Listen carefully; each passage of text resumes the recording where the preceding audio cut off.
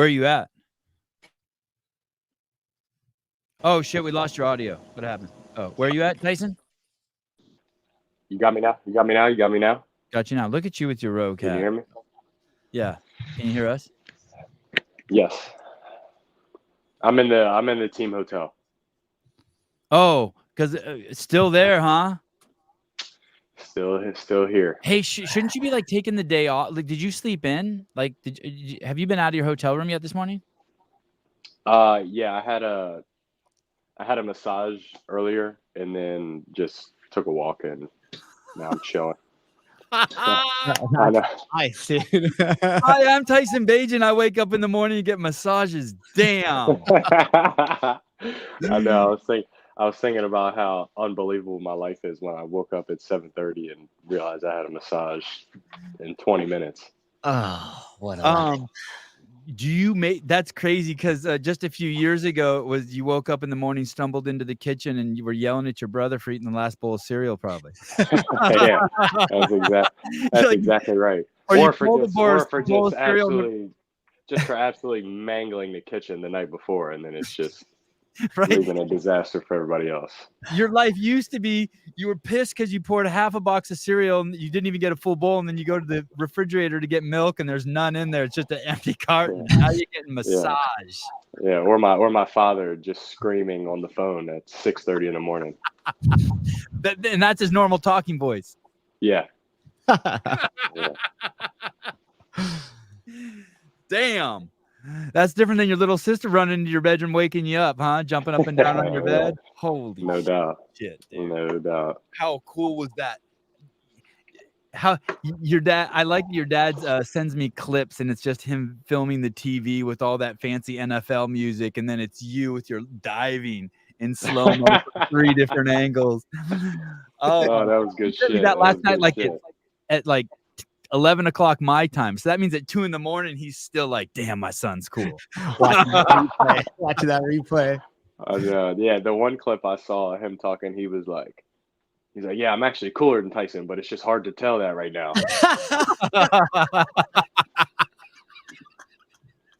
Whose dad says that about that? That's amazing.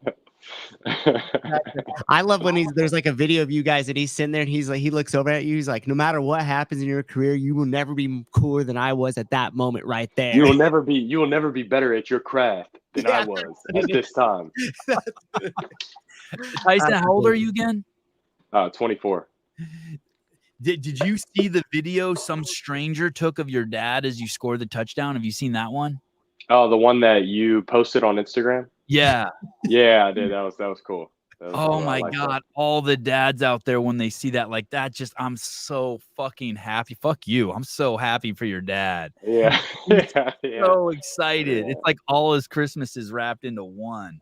Yeah, no, that's funny. It's a funny take too, because a lot of times when I think about it, because I'm in it, it's usually just a lot of work and stress and labor involved. And I always think about how fucking cool it must be for my family and friends to be able to just hang out and watch this crazy shit unfold. Dude, every time you're on TV, there's 1,000 people who say, I remember that time Tyson came in a 7-Eleven and you know what I mean, and bought sunflower seeds for me. I mean, so yesterday I couldn't find the game. So Hiller we were on this huge group chat and he FaceTimed us all, and then he pointed his phone at the TV and then we all watched the game, right? And I guess I would have that first part of the game. And my son's like, hey, that's the guy that came and talked to me. You know what I mean? And I just love it. That's awesome. It's crazy the impact it has, right? You're out there fighting for your fucking life, hoping someone doesn't take your head off. And people around the world, I remember seeing him walking down the street. Yeah, I know.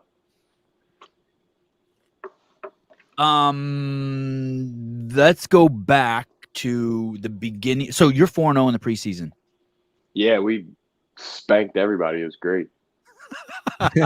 Spoken like a true competitor. Let's go back to the beginning of the season. When do you know you're coming back to the Chicago Bears? So you finish your first season. When do you know? Like, was there a date that you're like, okay, I'm definitively coming back? Or do you even think about that stuff?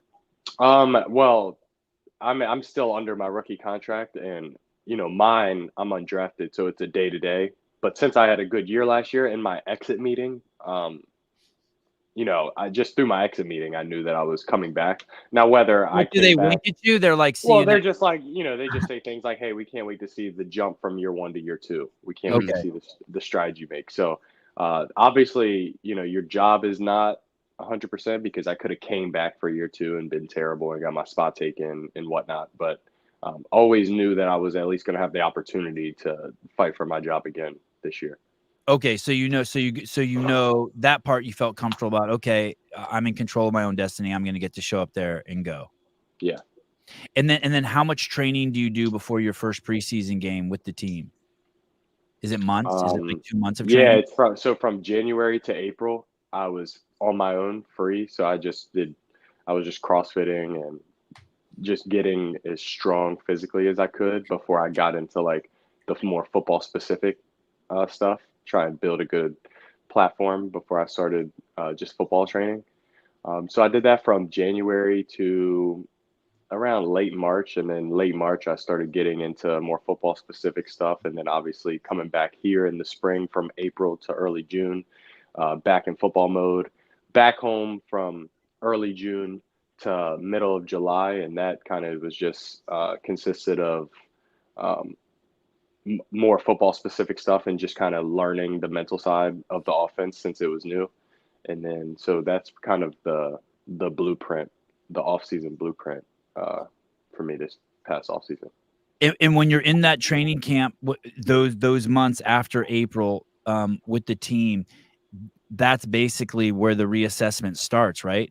Exactly. And so they see you come in. Were you ready when you came in? Were you like, oh, thank God I trained in the off season? And is it kind of easy to look good because some guys slouch? Well, yeah, and it's a lot of it's more like it's split into like like two halves. So the first half is kind of you're working out with the team, just physical workouts and stuff, and then the next half is putting in the offense, practicing, and more football oriented activities. So of course, when I got there, I'm in the best shape on the whole team, so that was easy to just be in there and do the workouts and go through that day to day, and then as I was working out, I was just studying the playbook. So then by the time the more football oriented stuff came along, I felt pretty good, and I had a good spring, and I think everybody was, I hope, pleasantly surprised with how I performed in the spring, and just carried that into training camp. And what is that milestone? So you had your exit interview, then I'm assuming you get an email saying training camp starts this day. So like your expectations are validated. You show up, you do all that training, the physical training and learning the playbook, which is crazy. We got to talk about that too. I didn't know you guys had so you guys have a new playbook and a new offense. I don't even know what that means. You're gonna have to explain to me what that means, a new offense. But when do you find out that like you're gonna make it to the first preseason game? Do they send you another email or do they call you in and they're like, if you're there in the spring from those months from April to June, yeah, you get a month break, but then all those people are coming back. They are. So it's not like your first year there where like you come to a meeting and there's dudes missing. Exactly. Yeah. No, that is all about to happen now. Oh, you're seeing the new class. So you got the new. Yeah. Oh, does we just played the last preseason game. So now in a couple of days they're going to cut 40 dudes off the team. And you're not going to be one of those dudes, you don't think? I hope not. No, have they given you any there's no definite. I mean, I did really well in the preseason, so it would be the most surprising thing in my whole life if I didn't make the team. More surprising than when the milk carton was empty a couple of years ago. Yeah, exactly. Far more surprising than that. But yeah, you also, I mean, yeah, it's crazy because looking around, you seeing all these dudes, and a lot of them are playing well, and that, however they slice and dice it, somebody's gonna not make the team that feels like they should make the team. So we're kind of in that process right now. We just played the last preseason game. The staff and the staff has a great idea of what the team looks like. So they're just kind of going through all that now of who they want to put on the practice squad, who they don't want to put on the practice squad, who they're going to cut, not cut, all that stuff. Do other dudes know? Like, so if I'm on the team and I just had a shitty run, do I kind of know in the back of my head, like, all right, this is going to be it? Yeah. There's a very small percentage of the team that doesn't know. Like for my situation last year, I was one of the small percent that I was like, oh shit, I don't know. Yeah. Because I did so well. The dude ahead of me didn't do so well, but he had experience. So you never know if they're going to go with the guy that has experience or the guy that. And you weren't supposed to make it. And you weren't supposed to make it. Yeah, undrafted the whole 9. So it was like, but I did so well. So I'm like in the back of my head, and I've never gone through it before. So I'm like, man, I don't, no clue. And there's really no communication of that. The only difference with this year is kind of like through conversations, I can kind of put 2 and 2 together, which is like if someone says, like a coach, week, like a coach, I want you to bring these exactly, shoes, and you're like, next week, huh? Yeah. It'd be like, hey Savon, when we get into the regular season, this is how we're going to do things, and this is what I want to do with you. So it's kind of through conversations like that, but there's no direct communication at all. Do you block everything else after they say that out? Like they're like, hey, by the way, next week, and you're like, I don't even care what you say after that. Yeah, exactly. Yeah, exactly. I'm good. Yeah. And one question I had before we go too far into the season, the CrossFit training, how did you follow a specific program? Do you alter it at all, knowing that you're going to go back into sports specific stuff? Like, what does that look like through that January time until spring? I mean, a lot of the times I'll be on my buddy's programming. The guy that Hiller came and worked out with when he visited me. Sandal boy. That's Sandal Boy. That's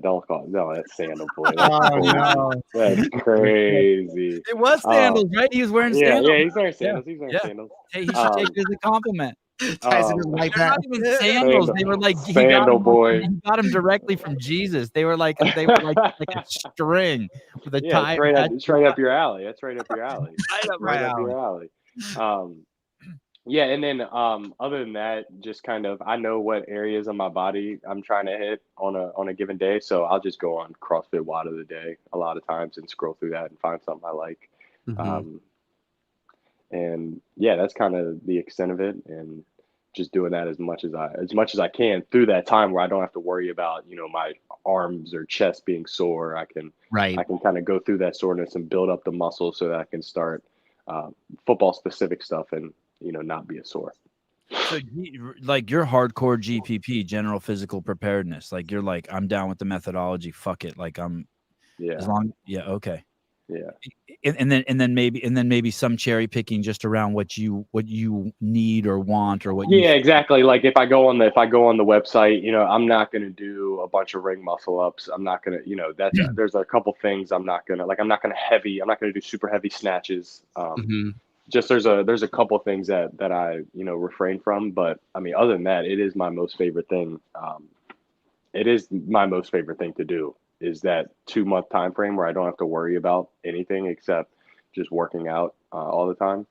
That is usually when I'm happiest throughout my days. Is your body composition at 24? Your body composition must still be changing quite dramatically. Yeah. And I started doing creatine like 6 months ago, which had a pretty dramatic effect on my body fat percentage that was already pretty low. So that was pretty cool. It went lower. Yeah, it went from 9% to 7.9 when I got back for camp this year, which everybody seemed pretty excited about that. Nice. I wonder if it's also the fact that you're putting on more muscle, and as you put on more muscle, you're just burning more calories. Yeah, I'd agree with that. Yeah, it's crazy. Your physical preparedness is crazy. I'm so excited to see it. Sometimes it scares the shit out of me. When I told Greg you did the 1,000, what you did the mile broad jump. Broad jump. Yeah. He was like, "Let me talk to him. He can't be doing that shit." No,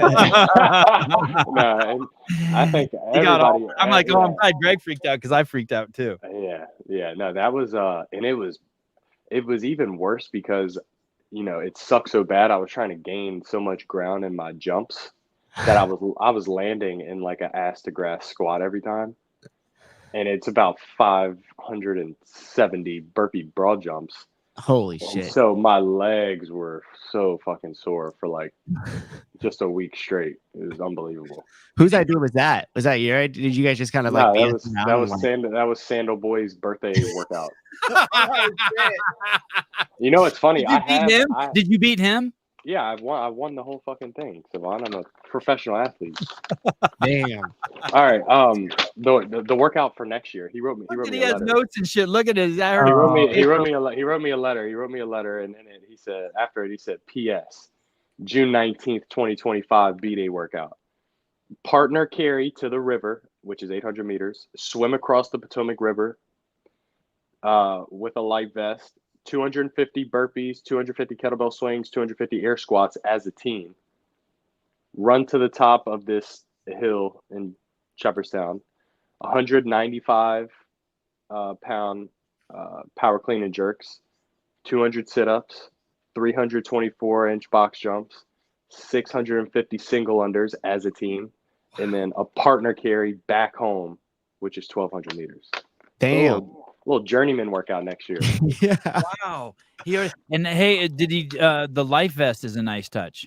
Current state of Yeah, affairs. because yeah, exactly. Yeah, seriously, what an unbelievable series of events at the games. Shout out to Lazar's family. Yeah, that was sad. That was sad. Very sad. Crazy. Yeah. But yeah, the Potomac's pretty scary anyway. So when I was glad he put that in. With I like, did like those SEAL fit Yeah. workouts from back in the day. Yeah, that'll be a fun one. Let me ask you this. God, there's so many windows open up. Is that burpee broad jump workout retired? You think you'll never do that again? Because I remember Miko Salo did 1,000 burpees per time once, and he's like, never again. So that one's checked off the list. Yeah, off the list, and that was kind of just going into it. Just like when we were talking about it, it'd be like, yeah, you know, this will just be something that it'll be cool to be able to say you did. Yeah, but definitely not a repeatable gig. Just because you don't really, you don't really want to do repetition like that. Like just constantly the same repetition over that many repetitions. So yeah, it was something cool to say you did, and a lot of like about halfway through, just when you're laying, I was just laying on the ground and in my burpee, just couldn't fucking believe what I was doing. Yeah, it's just, how long did it take you? Hour and 7 minutes, and it was about 15 of us at the start line. Everybody just said go, and I had been listening to like David Goggins for like 2 straight days, knowing that this shit was coming up. So I was just like, fuck it, I gotta create some space off the jump so that everybody else just gives up. And that's what I did, which just made it even worse. Damn. Anthony, Tyson, how's it been showing Caleb the ropes of the locker room as a leader and also helping him prepare for the upcoming season? It's been great. Yeah, he's a good dude, and he's a grown man, so I don't have to show him nearly as much as you would think. Just because it's a little bit different just in the NFL than it would be if it was like high school or college and he just showed up on campus. He's a pretty big deal around the facility, so not really a big job of mine to kind of show him the ropes. And he probably has people like that too, right? He probably has someone who's there by his side, who's like, the bathroom's over there. Shall I get you fill your water bottle? Yeah, everybody's on his side. He's the number 1 pick in the whole NFL draft. Like that's he's the Chicago Bears baby. Like he is well taken care of. That was a great scene. In the clip I saw from Hard Knocks. Is that normal? Is that tradition for people to go up there and talk about their bonus? Yeah. So every rookie, you got to go up there and say what school you came from, and your name, school, signing bonus. So yeah, everybody's got to do that. And did you do that? Yeah. And can you tell us what your signing bonus was? 25,000. So. And if I remember right, his was 25 million. 25.5. Hey, dude, that's fucking disgusting. Hey, dude, that's like you got a pair of shoes and he got a Bentley. Yeah. You got a pair of used shoes. Yeah, I got a pair. I got a pair of shoes from Gabe's. I got a pair of shoes from Gabe's. And he got a fucking Rolls Royce. Hey, unreal. Knowing you, I I suspect you kind of love it. Oh yeah, yeah. Like you're like, especially hindsight. Like when you think about it, hindsight, there's really nothing better than being an undrafted guy, especially when you're around other undrafted guys that have made it, and you all kind of just like, man, in the moment you want to get drafted, but I mean, hindsight, this is about as cool as it gets. Right. Because there's never, there's never really any real like in your face pressure to show up for these people immediately. You kind of just get to hang loose and just play as hard as you can, because really they it doesn't, if you don't make it, it's not like, oh, the number one pick sucked. It's like, oh yeah, the undrafted guy, that's what we thought anyway. So just being able to prove those people wrong is great. Yeah, it's got to feel so good. Bizarre world you live in. Tyson fourth and one. Oh yeah, that was so. Let me ask you before I read this question. How exciting! How many fourth downs have you done? 2 this preseason. Already. Yeah. Well, yeah, because preseason you're a little bit more, because the coaches don't care if you win or lose that game. So if you're in any type of good field position, it's usually you'll use all 4 downs. Do you chub up a little bit when it's fourth down and they say go for it? Or are you like, I mean, that seems like it's a quarterback's dream. It's almost like there's 2 seconds left in the game and you have 1 play left to win it, but it's not at the end of the game. It seems like it's like the pinnacle of the sport, getting to go on fourth down. When I saw that, we were all on FaceTime and we were like, oh fuck, he's going. What do you think? I was like, what's Tyson thinking? This must be so exciting. Yeah, there's not really a big difference in the thought process, but it is a huge momentum shift one way or the other. If you're able to get that fourth down, it usually crushes the defense because they got to stay out there for a new set of downs, and if you don't get it, it's usually a big boost for the defense. They're pretty excited and got a little bit of momentum. So there's a lot of so it's the mood. It's kind of like in a fight, if you in the UFC, with like the guy in between, right before a round ends, if you get the last good punch in, it's like, I fucked you up last. Yeah, just carrying that into the next round. Yeah. Tyson, 4th and 1 pass. I hated to see a misconnection. Was hopefully to have you lead more drives. Best of luck, rooting for you. Hope to get to October 6th game. Do you know who you play on October 6th? I don't, but sure I can. I think I got a schedule right here. Hey, when you as I recall, you hit the guy in the face. hit him in the face. Yeah, October 6th at home against the Panthers. Love right it. There, where it should be a picture of your mom or your girlfriend. You got the schedule in your wallet. So you hit that guy in the face with the pass. Do you guys talk after that? Like, what happens? Do you have to go over there and console him, or do you yell at him, or what do you do? Do you guys talk? Nah, it's everybody's grown men operating as best they possibly can. Kind of, and they're all in the same boat as me. They're fighting for their job every single day. So it's not something like, I knew that he would want to catch that pass. I knew I would probably want to throw an even more perfect pass. So it's kind of just what's understood doesn't need to be explained. Play the next play. Everything's good. Is that part you said right there at the end? Is that your motto? Like, once again, personal accountability and personal responsibility. I don't know how you could throw a more perfect pass. He had his hands up like this and it fucking hit him in the face. And yet you're taking responsibility for like, hey, I could have thrown it better to him. Like, I could have made it land in his pants. Yeah, I think that's probably just the quarterback answer always, is just to put a little bit of blame on yourself. Usually allows for things to smooth over a little bit better. Wow. Then if I was to be like, fucking bum, drop the ball, like, what the fuck do you want me to do about it? Like run over there and start yelling at him. Yeah, exactly. Wow, crazy. Well, I blamed him, just for the record. Wad Zombie, what did Tyson do for the team talent show as a rookie? I sang a song. I sang a Drake song. Oh, really? Oh. Yeah. This is before Hard Knocks. No cameras. Everybody went fucking nuts. Everyone did go nuts? Yeah, everybody went crazy. I killed it. Did you have music too? Yeah. Oh, that's awesome. Oh, shit. Yeah, I'd pay to see you rap. When you go up there, what's the lowest rookie bonus you've heard someone say up there? A lot of dudes go up there and they didn't get any. They just got an opportunity. So they just say zero bonus. Yeah, they just say opportunity. When you say 25,000, do people laugh? No, they all, no matter what, everybody is like, oh. Oh, cool. Everybody has a pretty cool reaction. Yeah, it's still 25 grand. Don't shit on 25 seriously. grand. Oh yeah. Yeah. I mean, to us peasants, it's a lot, but to Yeah. when I'll you tear hear up.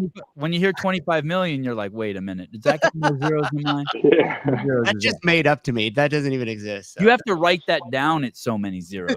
I know it's unbelievable. The discrepancy is what gets me. Is like it's not like 25,000, 150,000. It's like Right.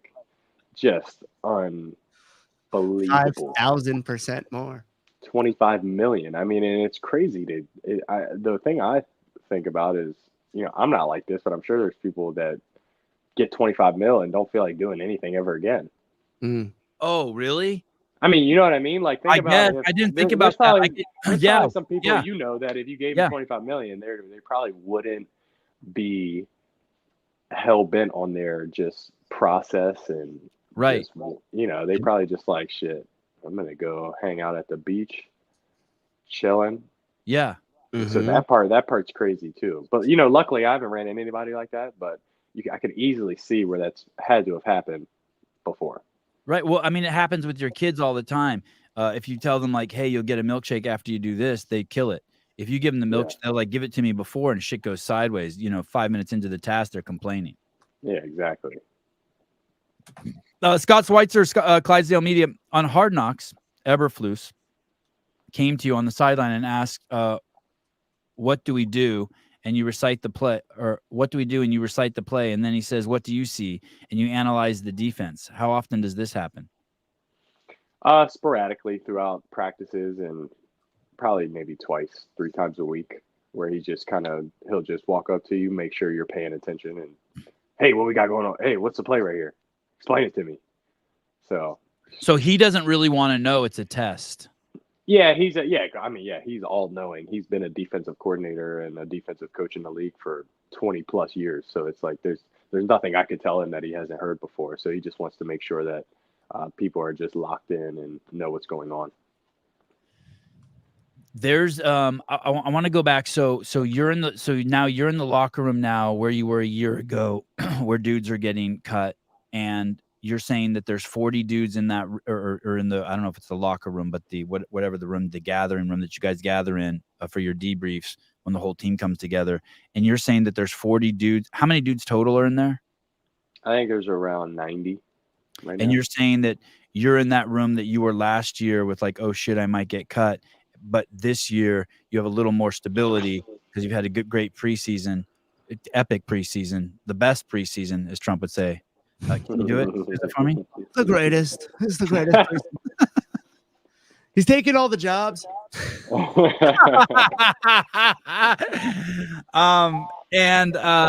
And you're looking around at those dudes. Do you have to coddle any of those dudes, or do any of those dudes, like as you're walking out to your car, like they need like like a pep talk, or like they come to you and they're kind of unraveling? I think if your buddy gets cut, you dap him up, give him some love, and you're sad that he's leaving. But as far as like consoling people, I think that everybody hides that until they're by themselves, I would imagine, because that's what I would do. I would just dap everybody up and, start crying once I got away from everybody. So I think driving home back to your parents' house. Yeah, I think that's pretty consistent. I don't think nobody openly just starts tripping about their getting cut. I'm going to show you this clip. This is from. Did you do a press conference after this game last night? I did one on the field. Okay, because I couldn't find it. But I saw this. This is your coach, Eberflus. Am I pronouncing that right? Eberflus.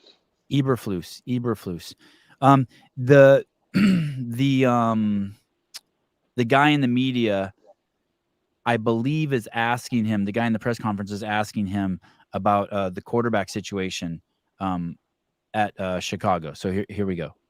Job in there, for the limited time he's played, today and then before, and in practice he's looked good. So we have some options there, but we're definitely going to look at that. How would you assess the 2 foot? What do you think of Bagent today and just his preseason as a whole? Yeah, Bagent's been good. You know, Bagent's been good. And I think the training of all those quarterbacks, you know, you think about, you know, Kerry Joseph, you know. Okay, so we got that one. Hold on, there's one more. Let me see if I can find it. Okay, and then so he says that, and then the quarterback question comes up again. Have you watched this? Nah, I don't ever watch any of this stuff. This is great. Here we go. Keep 7 if I could, but yeah. Mm-hmm. Is there a world where you can keep 4 guys and, you know, 1 or 2 end up on the practice squad? He said the guy asked, "Is there a world where you can keep 4 guys and 1 or 2 on the practice squad?" And I'm assuming he's talking about quarterbacks. It was kind of hard to understand, but then his answer, this is his answer. Yeah, I'd keep 6 or 7 if I could, but yeah, we'll decide that as we go. We got a few days before we get to make that decision, but it's a good problem to have. How many quarterbacks are there on the team right now? Like in the room? 4. There's 4. And how many does a team usually keep? 3.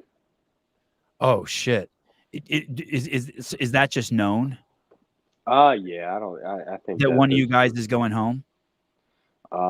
Yeah, you know, it's weird. This is I've only had experience with keeping 3 quarterbacks, so this is only maybe it could change, but I'm quite positive that teams only keep 3. And we know they're keeping Tia Toomey. Tia, what are you talking about? I mean, they're keeping Caleb. Yeah. You know what I mean? Yeah. It's like the motorcycle you buy. Like if you spend that much money on something, like you're keeping it at least for a second. You know what I mean? Like you regret buying a Volkswagen $100,000 remodeled 1965 Volkswagen, but either way, like you're keeping it for a second. Yes. You put too much money into it. Yeah. So really, there's only 2 spots. Yes. Yeah, that's wild. And do you guys talk about that? You guys? No. Seems like that'd be you guys don't get together like Caleb beat it. No. No, it's crazy. It kind of just something that when it happens, and then you just react to it then. Damn.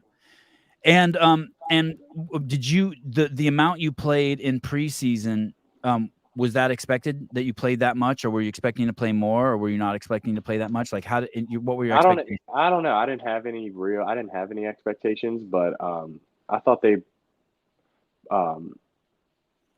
were like very protective over me, more than I thought they'd be. Like kind of just like, hey, go in, do some good stuff, and we'll get you out real quick. Like kind of just like in that sense. Which is it's fine. I'd like to play the whole game, but I can understand where they're coming from.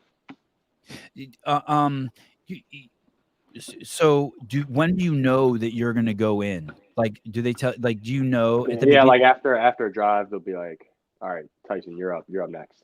So they don't tell you before the game, "Hey, just so you know, you were for sure going." Yeah, in. they give you an idea of when you'll be playing, but it never goes exactly according to plan. So then you just kind of. You get close to that time frame that they say, and then eventually they just tell you that you're up. In one of the games I watched that Caleb played in, the game was still going, and he got undressed. Like he took off his stuff, his warrior gear, the pads and the goodies, the helmet. Is that normal? Yeah, I think a lot of dudes. Yeah, there's a lot of people that do that. Do you do that? No, but I'm also not in that position to do that. Oh, really? Is it a status thing? I'd say kind of, but there's like once I go in the game and I come out, there's not a whole lot of guys left, so I should probably keep my stuff on in case people get hurt. But for him, he's got 3 guys that could go in, so right, he really doesn't have to worry about that. Is there a protocol? Would you get told to put your shit back on if you took it off? I don't think so. Probably not. No. So it's not a protocol. It's like but it would be weird if like a guy came off the defense and started taking his shit off, knowing he might have to go back in if there's an interception. Yeah. Okay. Yeah. So the quarterback is a unique position in that regards. Yes. Okay. So when's the final day that we'll know whether you're on the team or not? Yeah, well, I'm 99.9% sure I'm on the team, but I think what is today? Friday. 23rd. I think Tuesday, Monday or Tuesday is the final cut day. Yeah. By the way, I wasn't suggesting that you wouldn't, but it's just nice to get past that day, probably for everybody. Oh, 100%, 100%. So they'll have by the 28th, which is Wednesday, everyone in the world will know the roster of the Chicago Bears. Yes. And what about you going to them trading you, or them trading someone? Do they have a deadline for that too? I'm not sure how that works. And so you're just like basically like show up to work your ass off. You don't worry about any of that stuff. It's like the UFC fighters, like, who do you want to fight next? They're like, I don't care. Fuck yeah, somebody. exactly. Like Sean Strickland. Just bring him out here. I'll beat his ass. Yeah. Yeah, because like I said, it's weird. It's not really, there's no really direct communication about it. It's just like I said, you either one day you just show up and they might be like, hey, Tice, come with me. We're gonna go meet with the GM, and then you already know what that means. You get like the hand on the shoulder. Yeah, you know how they do it. You know how they really, or at least how they did it last year. We're warming up for workouts. So we're about to do a weightlifting session, and we are out on the field doing just warm-ups, high knees, whatever, with the staff, and they just start coming outside and grabbing dudes. Oh shit! Hey, come with me. Hey, come with me. Hey, come with me. So eventually you're warming up, and then you look around, and you're like, oh shit, where is everybody at? That's how it was last year. Oh man! Does anyone say anything? Like when people get plucked? Like, are there any ooh? Or, no. You act like you don't even see it. You act like you don't even see it. I feel like it would be almost jinxing to acknowledge it too much. Is the feeling I'm getting? It's like everybody just focuses on doing the best. Yeah, and nobody's looking up because nobody wants to lock eyes with one of those dudes. That's right. Everybody's got their head straight down until the dude is 2 inches away from them, tapping them on the shoulder. And even then, you just glance and you probably keep your head down as you walk. You're like, nah, not me, right? Oh, yeah, right. You don't want to make eye contact with the dude, like somehow.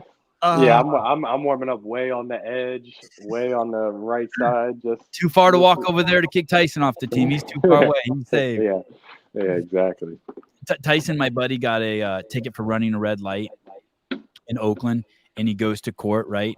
And he's this 6'4", really skinny, really dorky fucking white dude, right? Got like just a dork.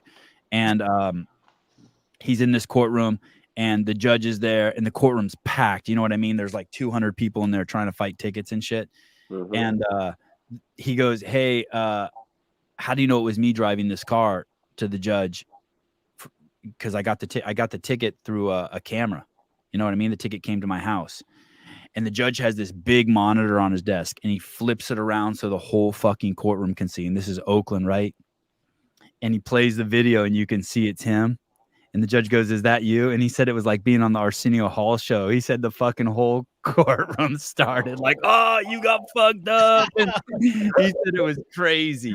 He said he turned bright fucking red. So I was just wondering if it's like that when someone gets booted off the team. If they just like, nah, thank God. But no, it's not. It's not that ruthless. Nah. There's this I want to show you. There's this, by the way, there's these guys out there, Bekin Films. Do you know those guys? I don't. They put together a compilation reel of you, I think, every game of all your plays. It's awesome. Oh, nice. That's awesome. And the quality is so good. I'm trying to think. I'll pull it up in 1 second, but I want to play this clip. This reminds me so much of your dad. This clip of you. I don't even know how old this is, but when I saw this, I go, fuck, this is why people love Tyson so much. You're never afraid to give it up. I guess you were on some podcast and you're talking about DJ Moore. Is he a wide receiver or tight end, or he catches the ball, right? Yeah.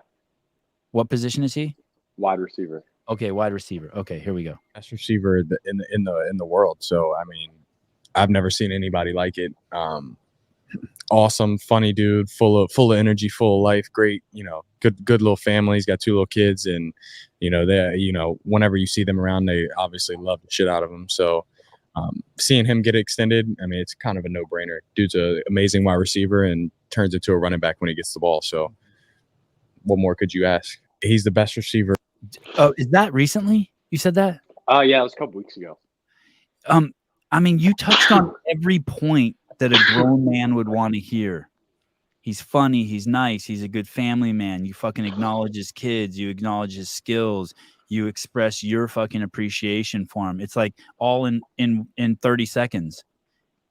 You tribute that skill of being able to your dad at all? Your dad is so he's never been afraid to like give compliments to people. You know what I mean? Like a lot of great people don't want to give compliments for some reason. Yeah, And you just I think it's probably a lot. You got a lot to do with my dad probably, and just knowing.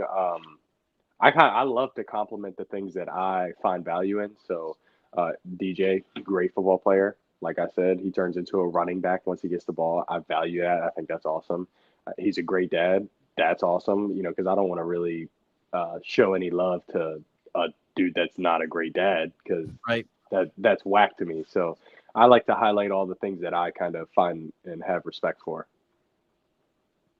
Well, it's cool. Those people are lucky to have you that you do that, because so many people would not do that. I don't really understand the mechanism, but they would be afraid to shine the light on people. It's like, I don't know if you watch any of the CrossFit Games this year, but Jason Hopper won, and they were doing the televised, post interview after you win an event. And he goes, "Hey, bring my boy Dallin up here too."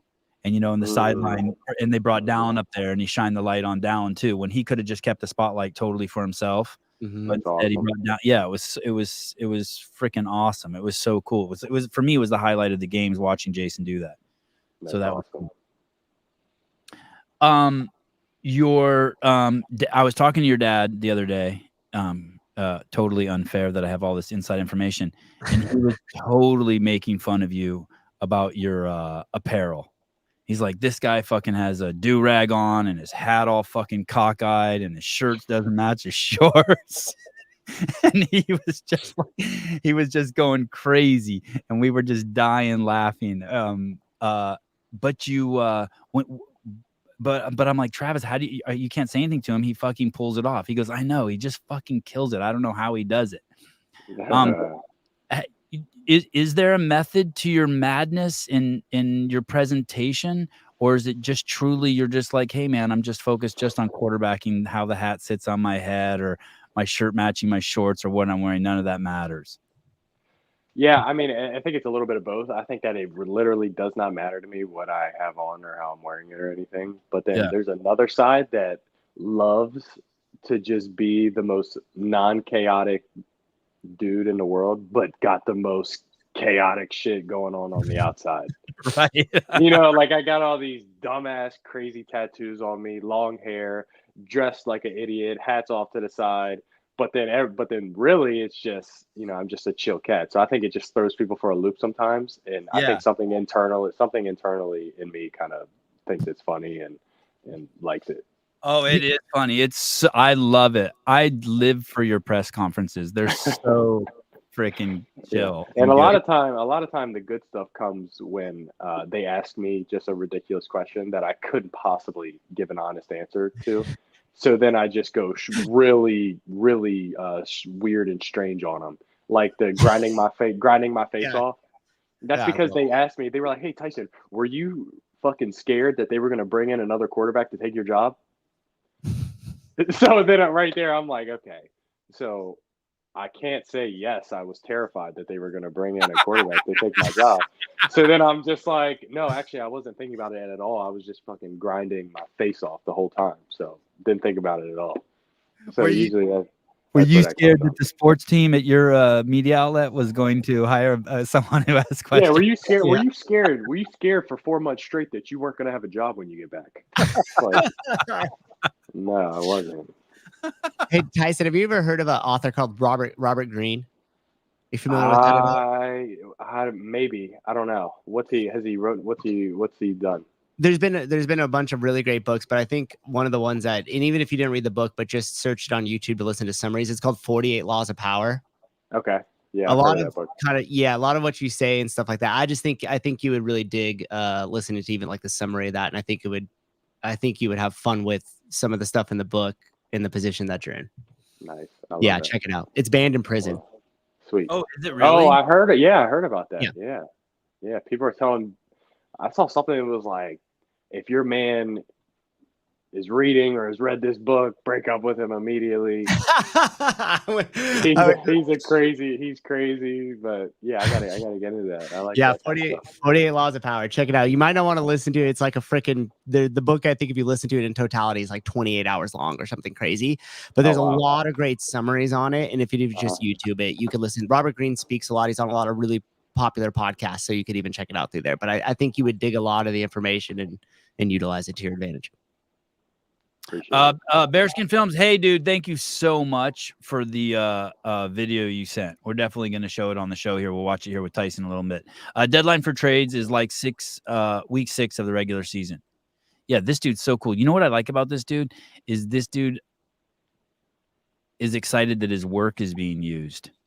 Yeah, Paul is his name. Paul. Yeah. So meaning he makes this, and then we showed it on our channel, and instead of being like, "Hey assholes, why are you stealing my shit?" He's like, "Hey, thanks for using my shit. I put it out there to be used." It's fucking it's so cool. Sarah Cox, most respectful young man I've ever met, Tyson Bagent. Shout out to Sarah. Tyson, when you say that there is a new offense, what does that mean?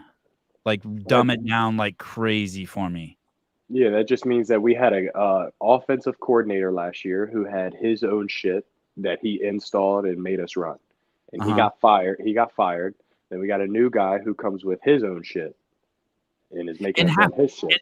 And like, give me an example of what that would be like. The old guy always liked 2 guys in the backfield. The new guy always doesn't like 2 guys in the backfield. I'm trying to show. Yeah, and it's much more. There's a lot of similarities in today because everybody is taking advantage of everything that they see, just because we have film and we have replays and we can go back and look at it and make corrections. So everybody is in a sense kind of doing the same things, but just getting to it in different ways. So that's what the experience has been so far, is just, we're doing a lot of the same things, but it's just called different things. We're getting to it differently. And that's basically summarized how it's been for me so far. As the guy who gets the ball, they say that when you say something, and then the play starts when the guy moves the ball and hands it to you, and then that's your job to move the ball forward down the field. Mm-hmm. Are there things that you prefer, as a quarterback? Are there are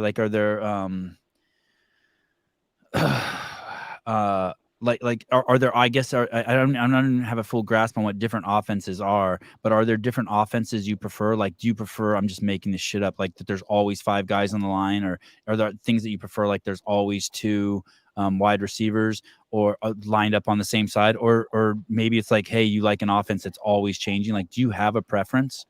Yeah, I like having a variety, and kind of I think more what you're talking about. Like I said, all the structures of the offense are pretty similar, but then you've got different plays that are ran out of those structures. So there is a preference in play calls, and we give that to the coach before the game each time. We have a call sheet of all the plays we're going to run, and we rank our third downs. We rank them 1 to 5, and then we turn them into him, and then he calls the game based on what we like or what we don't like.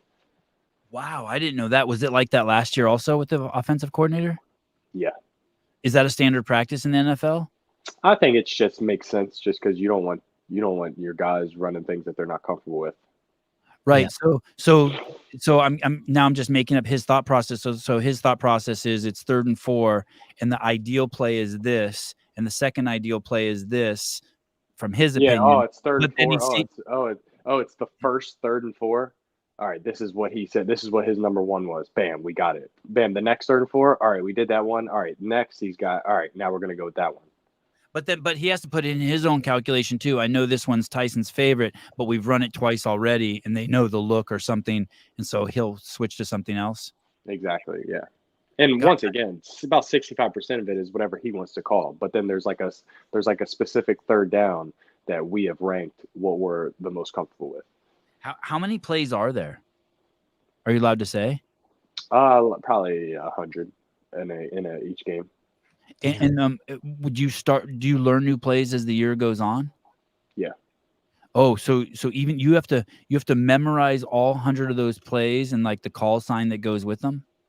Yeah, and it's like you get the foundation of it. You got the meat and potatoes of what you're going to be doing, and then throughout the season, he'll be like, all right, we're going to run this same formation that we've been running, but we're going to do this against them because they do this, and it'll work.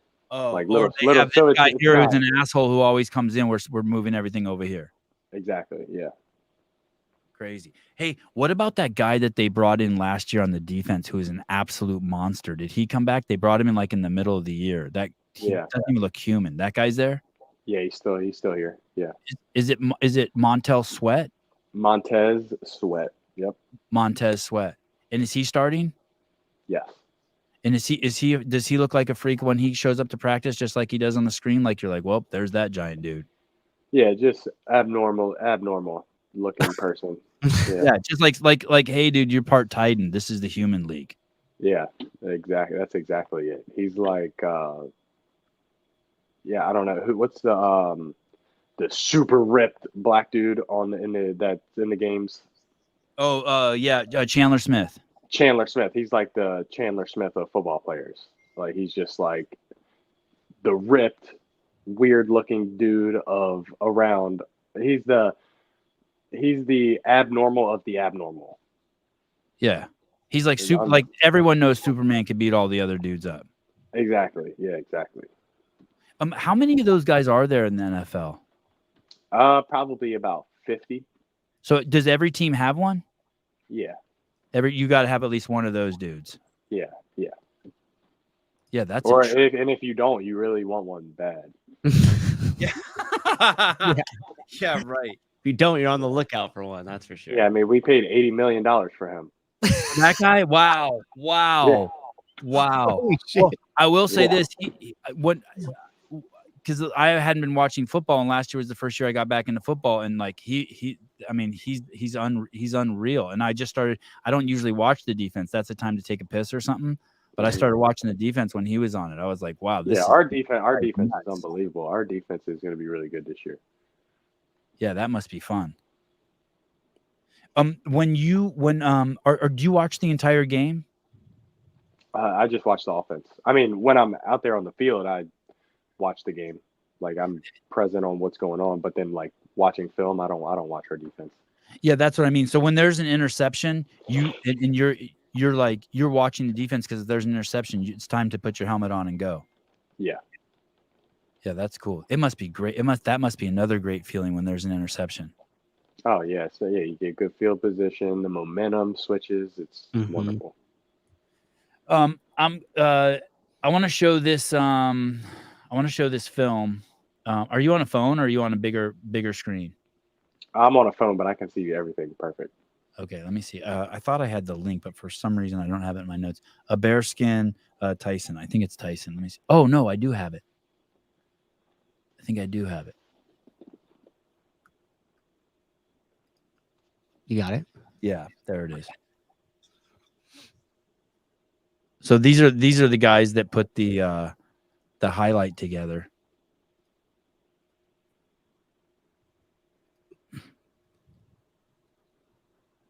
Is it Bekin Film. There we go. That out.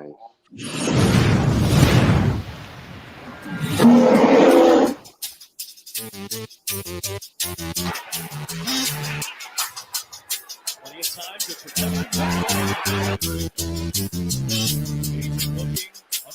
Tyson. Roll out.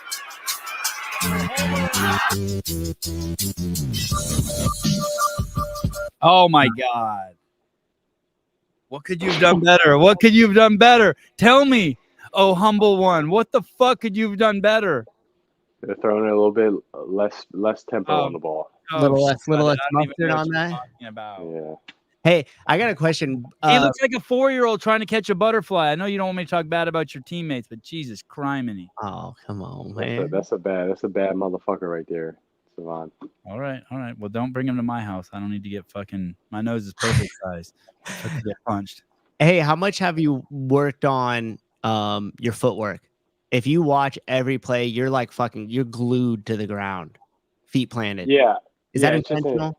Yeah, it's just important to play within the timing of your feet, and then you can play on time. And then also, as soon as your feet get weird, the play's gotten weird. So you know when to either run or just get down, protect the ball.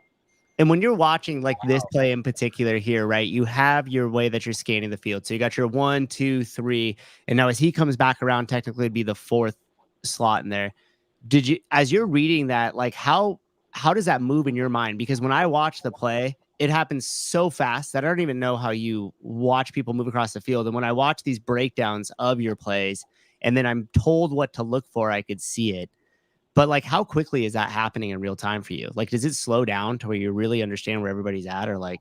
Yeah, I mean, you know where everybody's at, but it doesn't slow down. You can kind of just cancel things out pretty quickly. So if you cancel it out, then it's like, all right, I'm not even looking at that that anymore, and you can kind of just pencil in on who the ball could possibly go to. Okay. It's like just narrowing down the scope of options. Yeah, exactly. Oh man, that went right between his hands.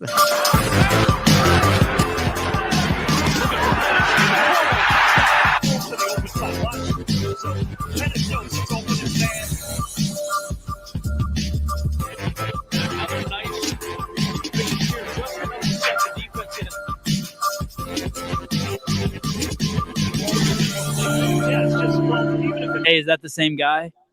It is. Well, fuck, I take back everything I said. No. Great. Oh. That's the same guy who caught the first touchdown. I guess in the same way that I could criticize guys for dropping balls, there's guys who catch balls that are just fucking unreal, huh? Unbelievable. Does that happen? You're like, there's no way he's gonna catch that, and he catches it. Sometimes, but a lot of times it's just the expectation, just because everybody's such a bad dude that you kind of expect them to make some plays. He's right out on the near side as the outside receiver.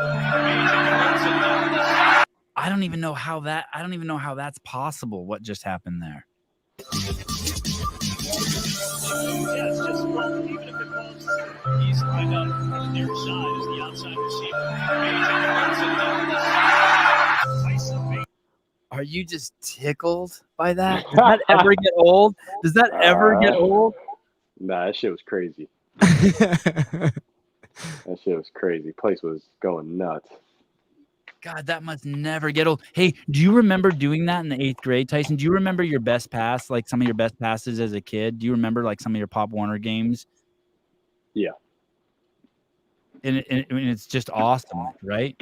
Yeah, it's just all the same feeling. It's just good feeling. Damn. Even showed his improvements last year. That's quick, kind of fade route from the slot.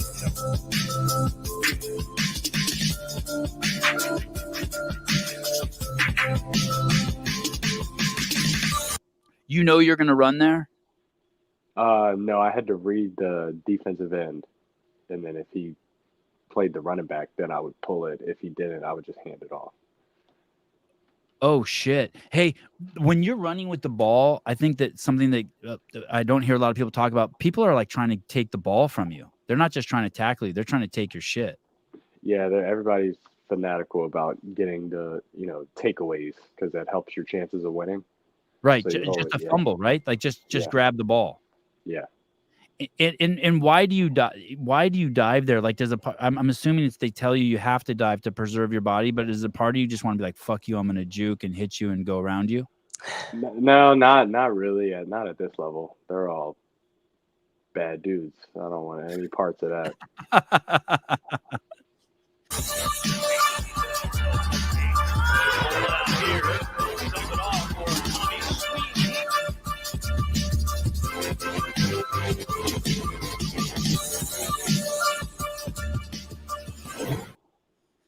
Crazy. Do you enjoy watching that?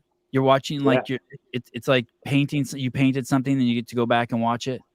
Yeah, 100%. It's your art. Bekin Films. Hey, thanks guys for pointing us to that a couple days ago or yesterday. That's really cool. Preseason's over. You're 4-0. And now what happens? Now they're going to make all the cuts, and we are going to get into the regular season. And when is your first game? September 8th. And who do you guys play? The Tennessee Titans. And do you play at home? Yes. And did you play them in the preseason? No.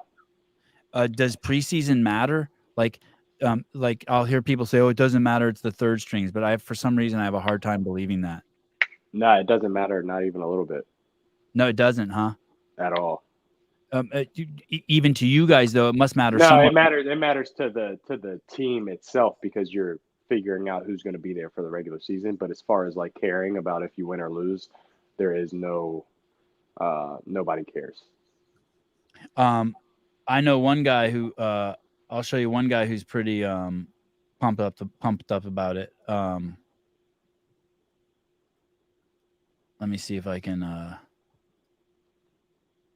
I'll show you this. This guy's pretty stoked that you guys went 4-0 in the preseason. Let me show you this guy. If there's any audio here. Yo, hey, bro, we're 4-0. That's crazy. That guy's pretty stoked. Go Bears. Yo, we're 4-0. That's crazy. That guy's stoked. Look at that hair. Looks incredible. Flowing. Dude. Hey, do you know who the social media person is? Like at the Bears, like when there's someone there pointing a phone at you, you're like, oh yeah, that's the girl or the guy that does the stories. Yeah. Does everyone know who they are? Everybody's got a pretty good idea. Is it just one person or is it a bunch of people? No, it's like a team, social media team. Yeah. And are they cool? Yeah, they're very nice. And they got the dream job. Yeah, they shit to find cool shit to post. I guess is whatever they want. It seems pretty cool. Yeah, right. I mean, they're just hoping for people to say stuff like that. What you said to them. Exactly. Yeah. Yeah. They need those clips. Did you see what the U.S. government released last week about fluoride? I did not.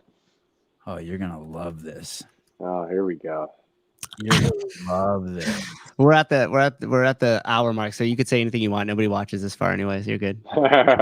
Give us all your controversial opinions. You're fine. Yeah, this is good. So this is August 21st, 2024. U.S. government report expected to stir debate concluded that fluoride in drinking water at twice the recommended limit is linked with lower IQ in children. Like soon as you put me on this path, all the studies say it lowers the IQ of children and it's not recoverable. Which is just unbelievable. Yeah, and you only need a couple doses of it. Like if you have over the recommended limit, the study showed just like 2 or 3 times, it fucks you up. The report, based on an analysis of previous published research, which has been around forever, marks the first time a federal agency has determined with moderate confidence that there's a link between higher levels of fluoride exposure and lower IQ in kids. Wild, right? I mean, yeah, even if there's nothing else, that's enough to never, at least try to never put it in your body again. But some of the studies reviewed in this report suggested IQ is 2 to 5 points lower in children who had higher exposures. Like, how about just not put that shit in your kid's mouth? Yeah. Federal health officials have recommended fluoridation levels of 0.7 milligrams per liter of water, and for 5 decades before the recommended upper range was 1.2. Oh, Nelly. The World Health Organization has set a safe limit for fluoride in drinking water 1.5. Come on, man. So the World Health Organization thinks that you can have twice as much as the U.S. government. Sounds about paid for. Listen to this. The report said that 0.6% of the U.S. population, about 1.9 million people, on a water system with naturally occurring fluoride levels. I don't believe that, naturally occurring, of 1.5 milligrams. So 2 million of us are just stupid. I mean, yeah. Sure, I can tell you that. I think it's higher. Yeah, yeah, I think so too. That's crazy. That's crazy though. That's so scary. So scary. Protect your kids. Hey, Tyson, do you have a kind of a dream scenario for you in terms of like outside of football, just what your life looks like? Like, are you talked about having you showing the respect for your homie DJ Moore for being a good dad. I know you have a good relationship with your dad, or let me just say a relationship, a strong relationship with your dad. Yeah. Do you have a plan? Like you want to get land and have a water well and have 5 kids and 6 dogs? Like, do you see? Yeah, I don't know about the dogs, but I mean, I would like to buy a house and have just an insane garage gym and have kids and stuff. Yeah. Yeah. At 24, that sounds about right. Yeah. 36, that sounds cool too. Yeah. And what is your mom? What kind of communication has your mom said? Has your mom said anything funny to you this preseason? What are you guys talking about? You talking about football with her?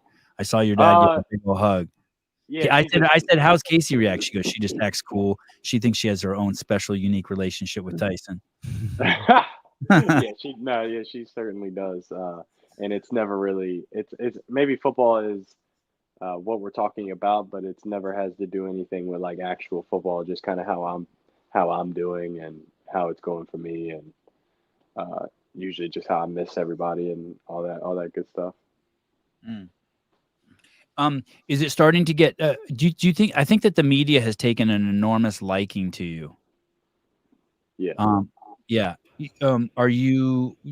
How do you process that? Do you like that? Did you prefer being more under the radar? How are you processing the attention?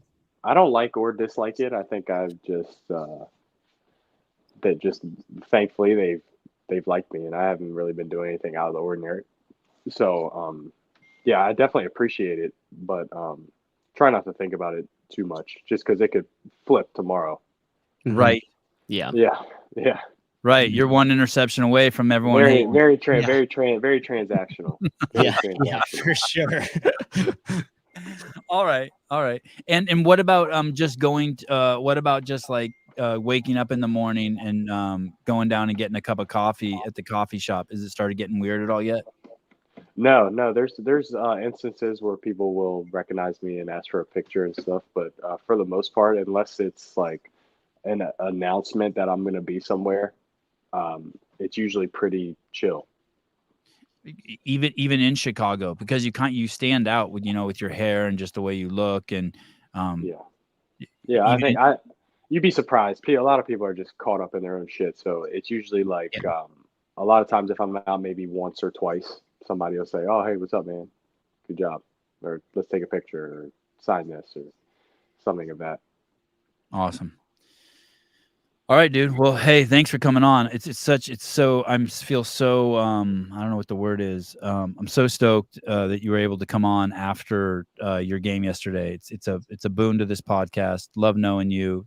Thanks for being so cool. Thanks for chopping it up. Thanks for being a real one. Thanks for wearing your hat crooked. Yeah. Thanks for the honesty and you sharing the details of your life, because it makes it all so much more fun to watch, knowing all these things. Yeah.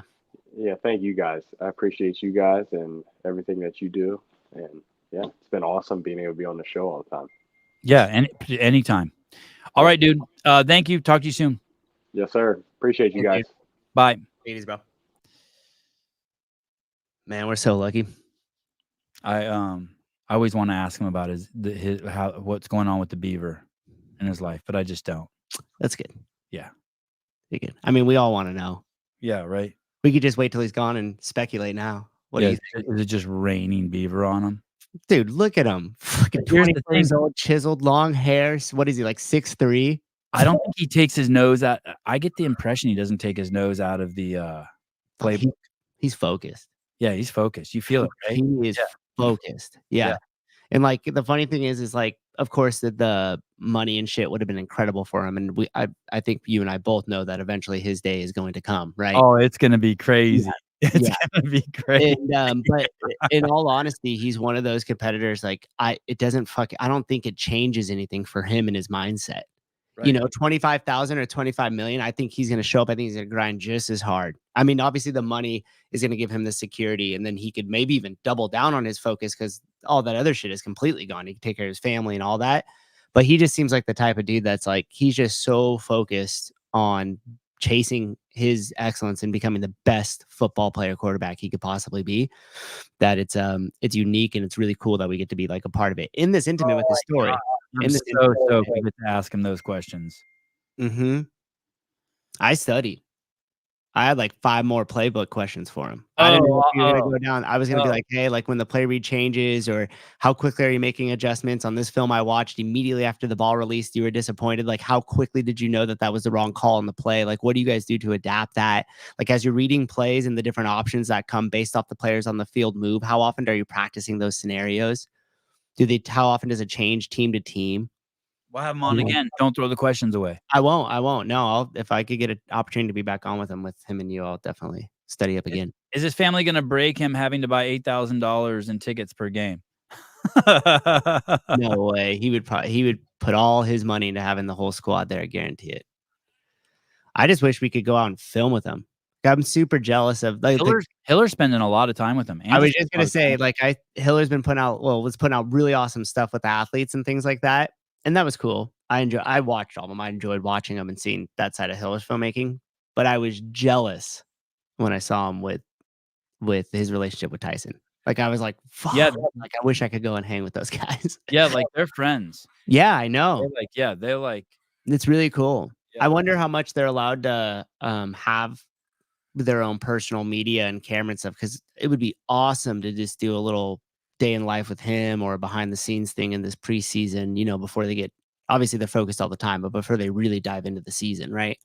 I know there's probably regulation and stuff on that by the team and the franchise and, those things, but it would be really cool, especially off season. I'd love to spend some time with him and just film him training. And oh god, it would be a whole day in life for that. I'm pretty sure he's open to that stuff too. Yeah. Hey, what's your time like? At 10:30 I'm gonna do an affiliate call on the affiliate forum at school.com, and before that I'm hanging out. Okay, I'm gonna run a quick commercial that Brett made. Quick little, like, I don't even know if I'd call it a commercial, but just a little inspirational what's going on in affiliates. Use the bathroom. I'll be right back. Cool.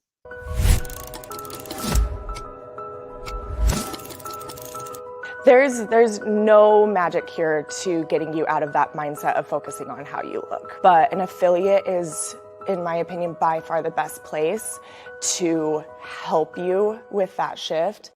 Before starting at the gym, I was somebody who just always wanted to be smaller, and I always wanted to look a certain way, and I was never satisfied with my body. All my goals were focused around, all of my exercise was how do I get as small as possible? And so I was super unhealthy. I wasn't eating and all sorts of stuff. Unfortunately, when I had gotten really bad, Megan had me join here.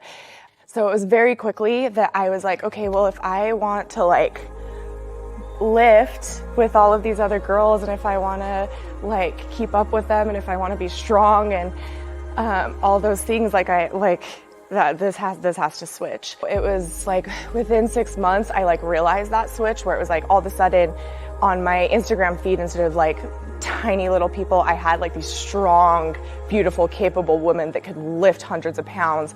So this for me has been a whole mindset shift of I now appreciate my body for what it can do, not what it looks like. In here, we don't care what you look like as long as you're hitting what you want to achieve.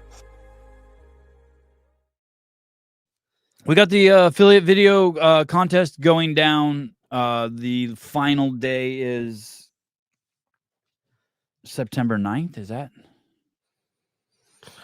7th? Yeah, it's September 7th, I think, is that Friday. So we're hoping to get them all in by then. Submit your videos. First place, $5,000. Thank you to Two Brain, which is really cool. That's how easy it is to work with Chris Cooper, by the way. I just called him and I said, hey, can we do I want to do an affiliate video contest. And he said, sure. And he actually came up with those numbers: 5,000 for first place, 3,000 for second. And I can't remember if it's 2,000 or 1,000 for third, but he just hey, there you go. That's it. Done. No contracts. I didn't even have to shake his hand.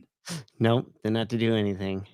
I mean, he's just so willing to invest in anything that he believes is going to help affiliates. It's really cool that we have somebody like Chris in the ecosystem that's willing to do that. Yeah, that's a good point too. It's not because of us. It's because you nailed it. And he even said that. You're right. Yeah. That Like he'll do whatever to help. You know, it's funny listening to like in real time with the conversation with you and him just this last hour ago or so. I was thinking about what does have the best impact in serving and helping affiliates, as far as like, you know, pushing the mission and everything forward. And like almost in real time, I was sitting here and I was like, I think it's just building a media company here with what we're doing. Oh, But you more mean of just it. like, hey, instead of like waiting for HQ to do it, we just keep doing it. Like the hero workout you made, the hero workout video we made that we just published. Yep. Like, I think if I run the numbers, I could just come up, and this is something that I've talked about with you for years, which is like, what's the number that I could come up with that would give a little breathing room to have some money for the gym in case I need more coaches or this or that, but would also just cover a little bit more of my personal expense so I could bridge the gap between full-time working in the affiliate versus like full-time working on the media. Well, in the early days, you know, pre-kids and all that, I made a video every day. I mean, I have just made a video, and just put in .com, just published it every day. There's been multiple times when I thought about just like, hey, what, like wherever my focus goes, if I could put my attention to 100% to anything, and this is going to sound super arrogant, like I know that I could make it work and work really, really well. And not because I have some magical touch. It's just because like I'm willing to do the work, eat the shit the longest, put in the hours that need to be put in, fail, Right. never lose sight of the main mission and just outlast, you know? You know, Kelly Starrett did that. I remember him telling me, this is, I don't know, I'm making this 2008 or 9 or 10. He's like, hey, I'm just going to make a video every single day. I don't care where I am. Around I think the supple leopard premise. And I remember there were days that like he would just be with his iPhone at the airport and he would set it up and he'd be like, okay guys, I'm at the airport today, let me tell you what I'm going to do at the airport. And that was the video. And I think that Kelly would credit that to the launch of everything, 1 year of consistency.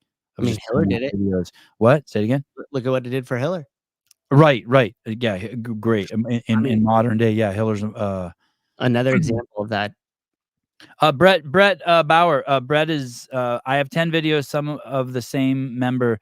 Do you want all of them? I just have 5 counted toward the contest. Put your 5 best. Yeah, but we want them all. And Brett, thank you very much. You could win just by turning in 10. Maybe that's one of the criteria. You over submitted, and so you win. Yeah, turn them all in. Fuck yeah. And thank you, Brett, for the shirt. It arrived yesterday. I appreciate that a lot, dude. This is a different Brett than the guy who made them at Salty Hive. Correct. Yeah. Oh, crazy. 2 Bretts. Yep. I had a great conversation with him and his wife at the Dale's Gauntlet. They competed in the Gauntlet. Oh, that's cool. Yeah, great people. Tyson, a top 15 QB right now. He'll be a multiple Super Bowl winning QB before he's done. Wow. Tyson on a 3-year, $2.7 million deal. He's probably one of the highest value players in the NFL right now. No one that good is that cheap.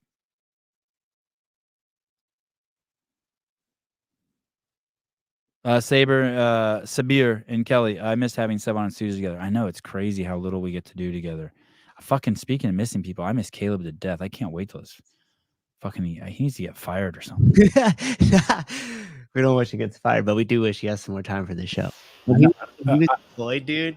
What? When he was deployed? Oh, that was money. Great. I mean, you two killed it.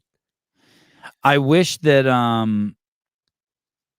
that was good. I wanted him to be on this show today too, because I know he likes Tyson a lot, and that would have been awesome. Yeah, and he watches football. He's got like a lot. Like you and I are just like, we studied yesterday. Fluoride builds up on the pineal gland and limits enlightenment. The digital signals that come through your eyes and ears hit the pineal gland and vibrates to create hallucinations, which we perceive as reality. Well, that's a perfect name for you, Gypsy Mike.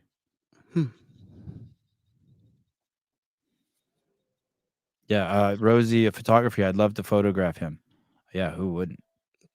Yeah. Oh, nice shirt. You extra like that one. You got the armpit lat combo in there, and it's got like a little CEO, but it's also like halfway short in the sports bra. True. Oh yeah, it's got the boob hanging out on the right. Mm-hmm. Yeah, that's good. You're We'd right. sell a lot more shirts with that photo. In our store, Vindicate, get that. Yeah, we need to send Cooper some shirts. I put a little note here for him too. Get So, do we have a sponsor tomorrow for Kill Taylor? We do. We do have a sponsor tomorrow. It Who is the it is Patrick with the State Farm Insurance. Oh, awesome! The guy who sponsors Shut Up and Scribble. Yeah, sponsor of Shut Up and Scribble. We'll also be sponsoring Kill Taylor this week. By the way, so if you don't want to die from fluoride, I don't know why I don't plug my shit more. Our own product, right?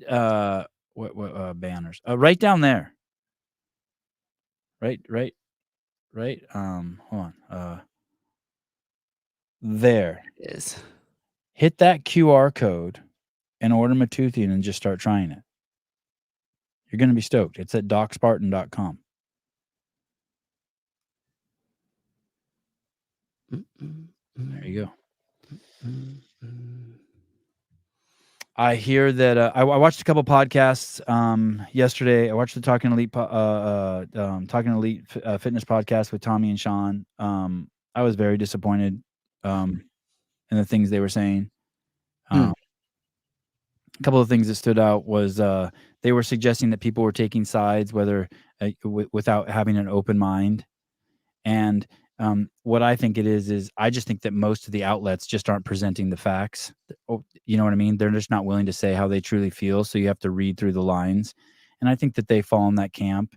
And I think Brian falls in that camp. Like there's some sort of feeling like there's some sort of professionality if you don't talk about the facts, or if you don't, like, you know, as long as you're allowing the fact that you're speculating. But I didn't appreciate that at all.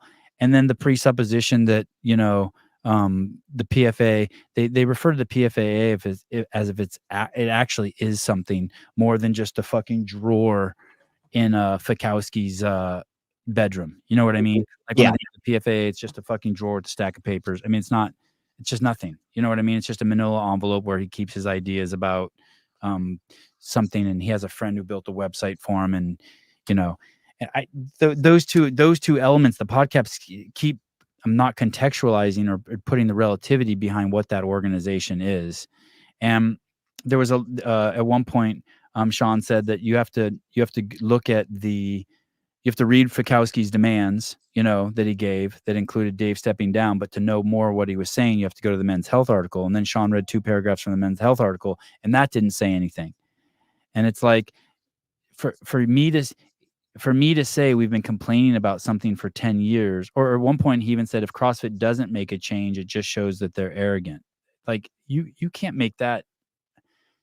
I don't know where the fuck you make that leap of. I don't know where you make that leap. That's like insane. There's people who say that I should never do another CrossFit show. They prefer my guests who aren't. They prefer the guests who aren't CrossFit guests. It's like, so if I don't listen to them, I'm arrogant and not making change. I mean, it's just nuts, the leaps people are making. And but they say it from like this place of fact. And it's like, hey, if you're going to talk about fact, at least say what your presuppositions are. Yeah.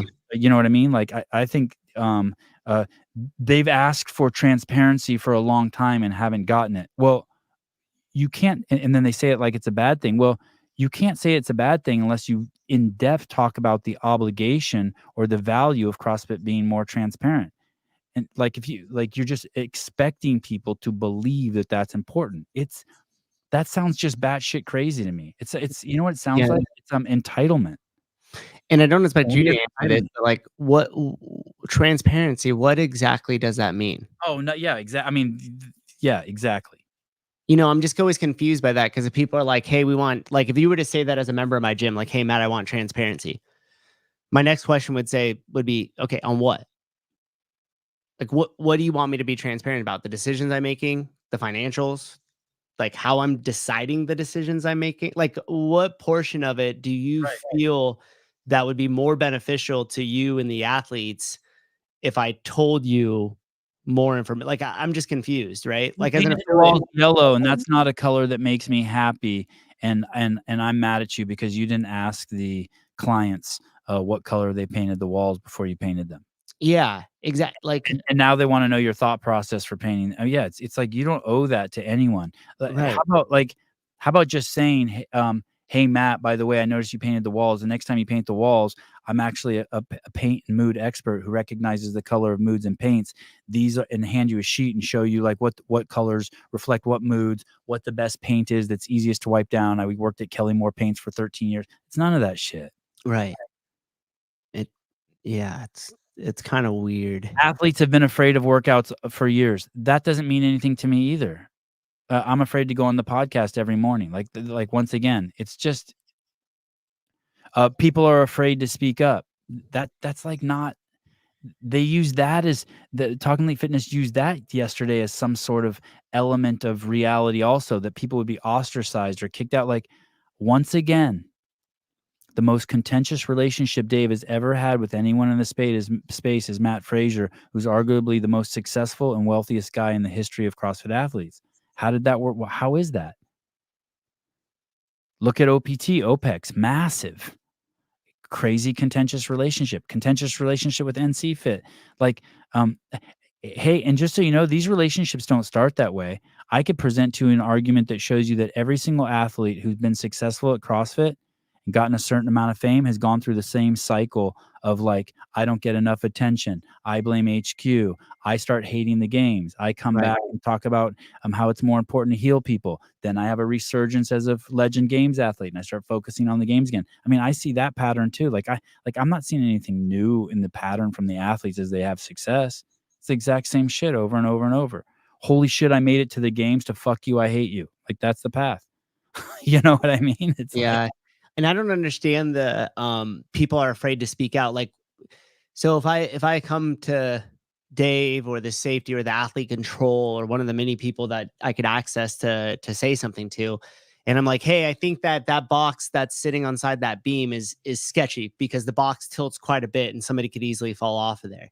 So like to me, that means, so what happens after that scenario? Like Dave slaps you in the face and is like, don't fucking talk ever again.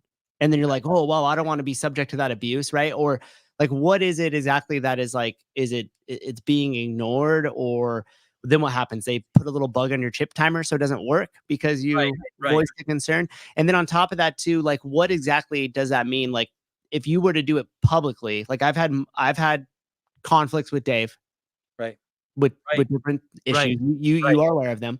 Yes. And serious conflicts. You've had a very bumpy road with Dave. Yes. And as being also part of this podcast. Right. And I'm very close to you and Dave. Yeah. Right. And I mean, I've got my hand slapped a few times and I've pushed back a little bit. And the thing is too, is I've never once felt that A, that was not okay to do that. B, that I was just thrown aside to the corner. And I could have been, because my shit relevant to what was going on is the least important thing. And on top of that too, like I never felt that I was punished for future stuff ever. No, your affiliate. I mean, you talked hellacious shit and your affiliate rep still fucking loves you and came to your 10-year reunion and has been nothing but wonderful to you and stayed professional, but also like sincere. Not what Katie Hogan, not an iota, not an iota of like, hey, she's a professional, but not an iota of cheese dickness or punishment or yeah. None of that. So I mean, this is my personal experience. Of course, everybody has like different ones, but coming from where I'm coming from, I don't see it in the same way. They're acting like it's like North Korea and you know, somebody speaks up and next thing you know, their firstborn's missing. And they're like, oh shit, like don't say anything. My kid went missing after I mentioned the fact that we should cut the ropes. When Brent, the ropes definitely should have come. When Brent used to complain about the height of the pull-up bars, I was fully on it. I was critical. I called Dave personally.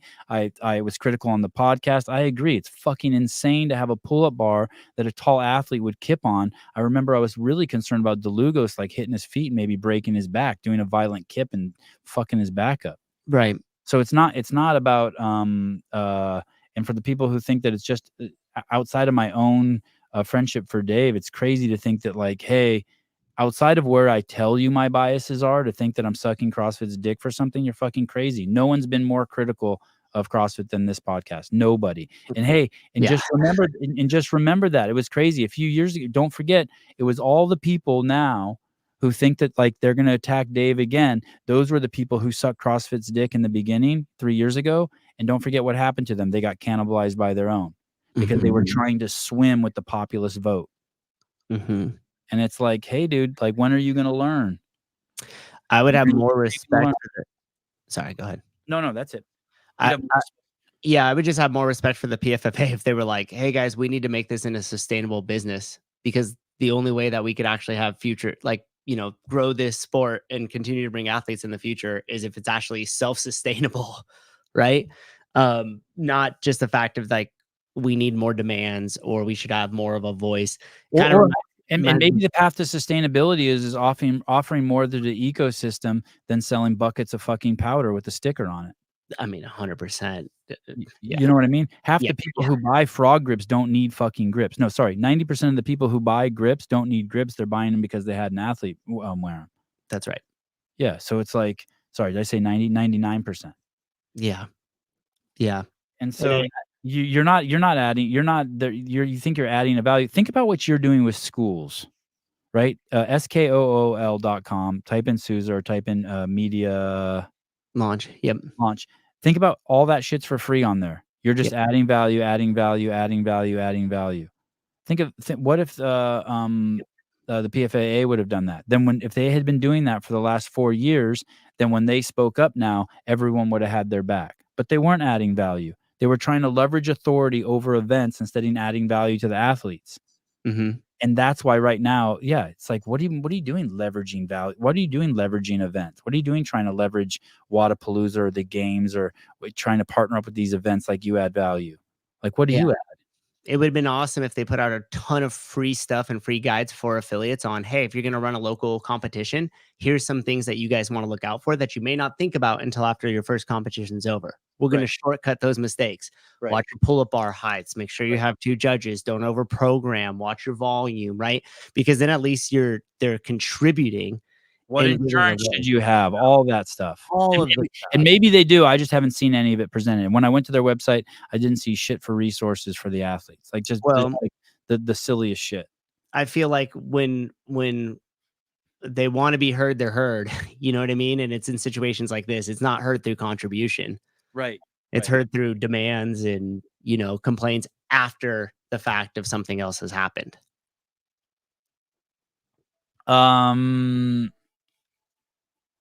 Oh, I thought this was never mind. I thought this geez Louise was in regards to something you were saying.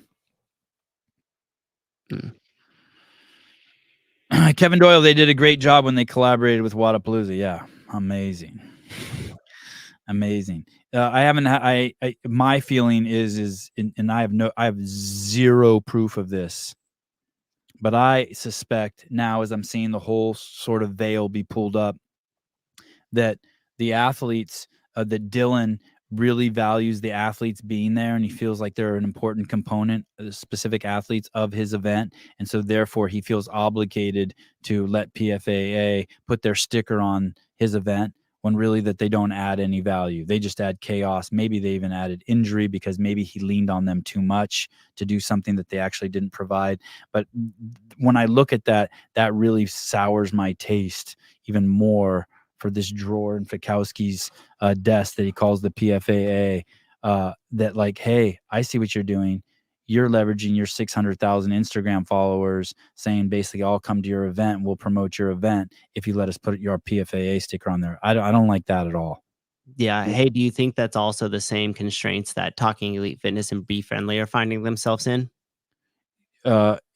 Meaning, and the fact that they think they need the athletes to come on their show, so they have to toe the line. I mean, they kind of do, right? Talking Elite Fitness. If there's no elite athletes in fitness to talk about, the show changes. Be Friendly is focused on, flying to the bow dunk competition in Dubai and Europe and everything else. So if they don't, like if Brian doesn't have this relationship with the athletes, like how much more information is he going to get? Therefore, what is the value proposition of his show? Right. Instead of just telling the truth or just being transparent or even being transparent about not being transparent. Exactly. Like, yeah, just like if you can't be honest, just say, hey, I'm not being honest here. It's fine. People will respect the fuck out of that.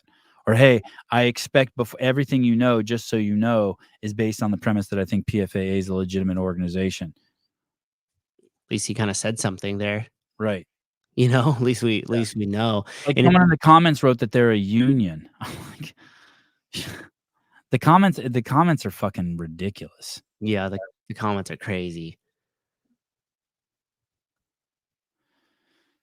So crazy. I do wonder what I did receive an email from someone over at PFAA.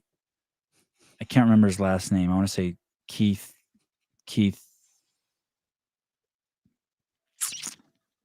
I don't know. I forget his last name. But basically, the email said that everything that we've seen that they posted on their Instagram, that they also posted, they brought up to Don. And I was just trying to imagine Fikowski saying that stuff to Don, and I was just then pictured him saying that to Greg. And if he said that shit to Greg, Greg would have told him to fuck off. and I wonder what and one thing that Tommy did bring up that I really did like on Talking Elite Fitness yesterday was he talked about the decorum, and it's like, man, they're sloppy. Caller, hi. Yeah. Hey, quick question. Yes, sir. Mark Ripto. Yes. With CrossFit, what was the separation? And I kind of have a point I want to get to, but maybe not too much of the depth. 2007 in the my take on it in 2007 at the CrossFit Games, the very first CrossFit Games, there was the CrossFit Total, and Mark Ripito gave the rules around the total, and his presentation to the athletes before they did the total was like exceeded an hour. And I'm just paraphrasing or sharing a story that's so fucking old that it's all fuzzy. But basically, him and Dave was like basically like, hey, shut the fuck up. You've been talking to athletes for over an hour. We have a fucking event to run. And they I think that Mark wanted to run the event one way and Dave wanted to run another way. And I think that was like that lit the fuse, you know.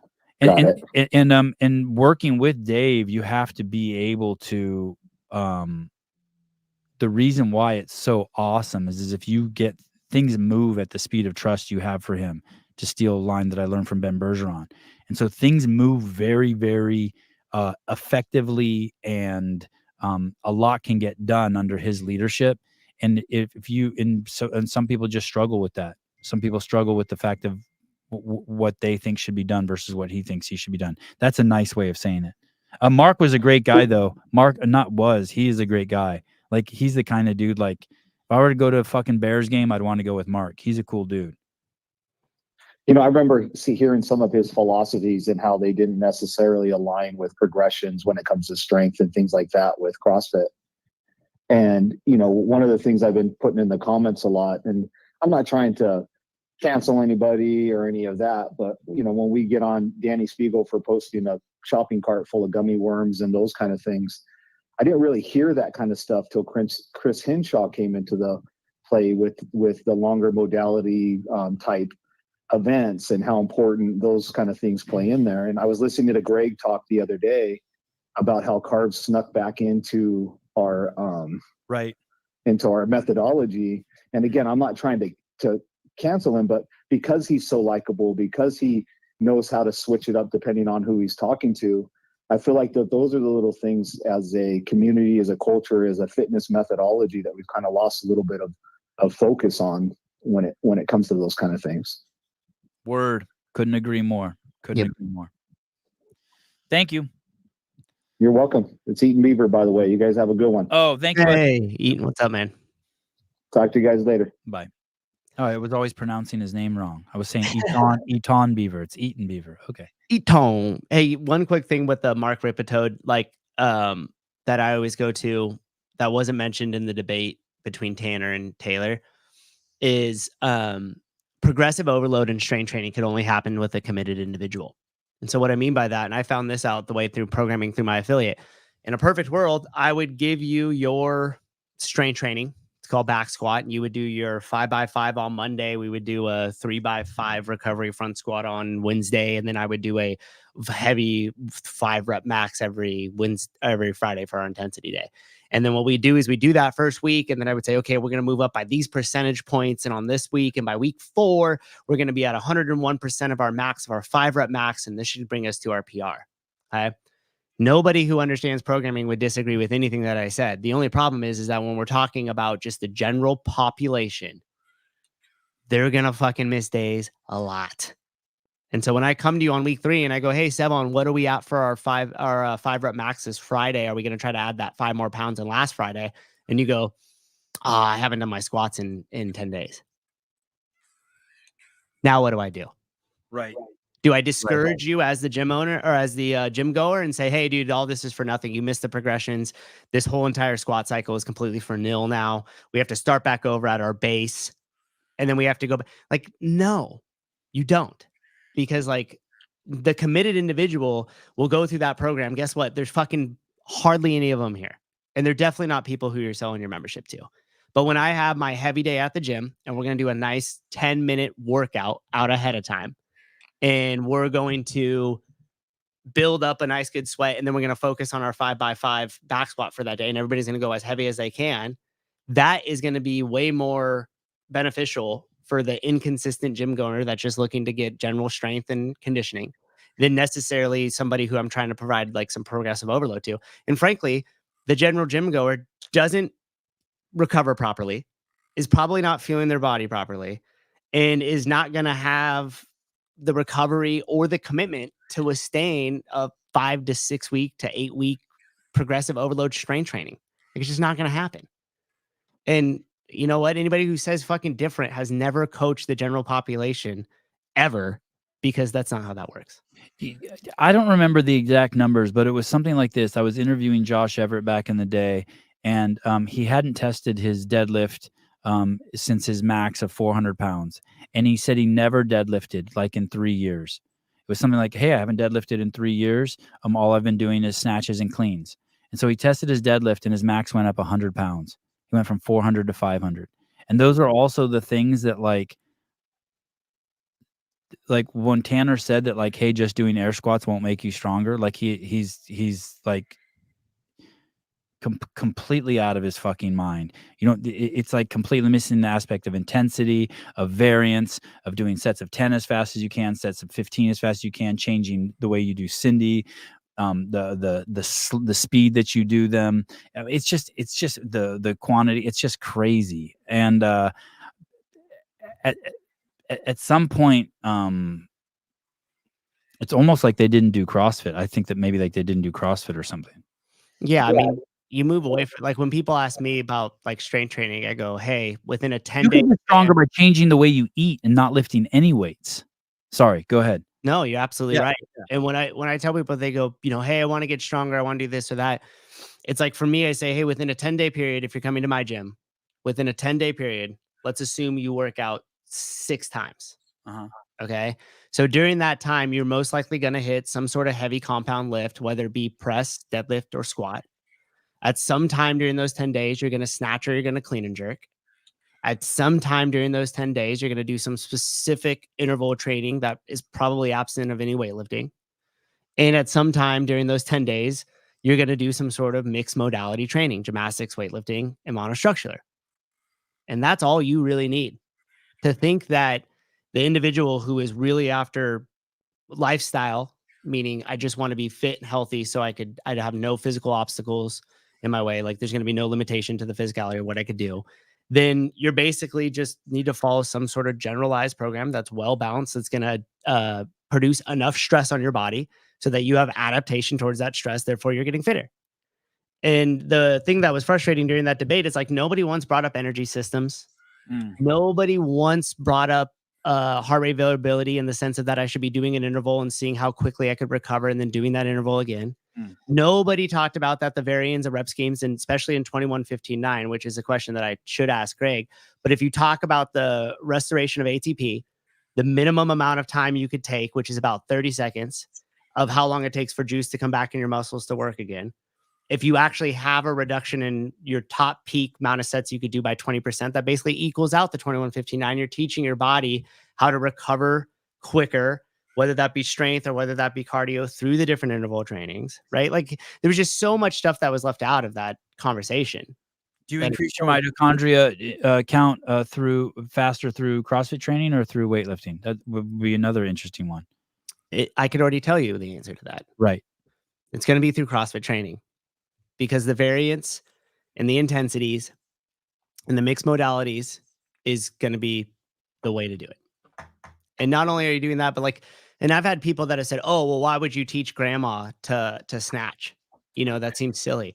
And I'm like, if you mean to tell me that if I could take somebody and put a PVC pipe in their hands and have them bring it from their hip and be able to jump from one position, land with that PVC pipe over their head, and pass through a full range of motion, squat, and have them stand back up, you're going to tell me that that's not valuable for them to do even with a PVC pipe? You're out of your mind. Crazy valuable. It's modern day physical therapy and the neurological connections from the brain to the feet to be able to produce energy one way, change the direction of your body, pass through that range of motion, and accurately hold the PVC pipe up above your head to balance it is the goal. Not to say, oh, well, we did it at this, and now we need to increase their percentage to this, and hopefully we can increase their max to that. It's like, no, you don't need to even worry about that. And coincidentally, the professional athlete who's the fittest on the Chicago Bears is the guy who does CrossFit in the off season. That's right. And here's the thing that I have, which is like something else that just came to me right now, speaking about doing the media stuff like full time, is the fact of like, we could sit here and talk about CrossFit as it's at its core, and majority of the people wouldn't even know we were talking about CrossFit. I gave a whole entire lecture at the Hayward Fire Department 2 weeks ago with their new recruits and spelled out CrossFit without ever using the word CrossFit, and then raised my hand and said, okay, how many of you guys know what I'm talking about here? None of them did. 2 of them belong to CrossFit affiliates. Oh, that's awesome. They had no idea. When I was at the games, I didn't work out the whole time. The day I got back, I did 100 squats 100 thrusters with a 45-pound bar. Fucking broke me, right? Yesterday, did it. Rode the assault bike, 127 calories in 10 minutes. On the 11th minute, started 100 thrusters. Nothing. Today, nothing. And one, you know what I mean? Like, I'm not even like even remotely sore. I'm not like tight. I'm like just in 1 week, just got that shit back. Crazy. Yeah. It's nuts what the body, and it's also too because of that foundation you built underneath, right? Like, you've been consistently working out with mixed modality, high intensity training with functional movement for multiple years. So you could take some time off of that and you could come back and be sore as shit. But within a short amount of time, your body will adapt to that quickly. It'll acclimate to that stress you're putting on it, and it'll start to get better. I was going to tell you a story about the games. It deserves its own piece. Yeah, I did something so fucking irresponsible. Something I'm so angry at myself. But it was good. It turned out good. All right.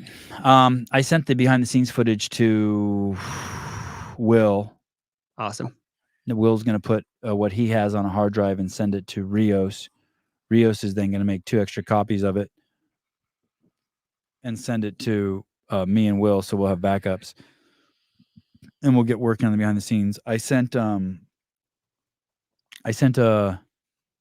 had the last interview with Lazar before he drowned. And I sent that clip to, it's like 90 seconds or maybe 2 minutes. I have a bunch of interviews with him at the games, at registration, whatnot. I sent that over to the Buttery Bros. I think they're going to squeeze that into their piece. So I'm excited to see that. Let's go. And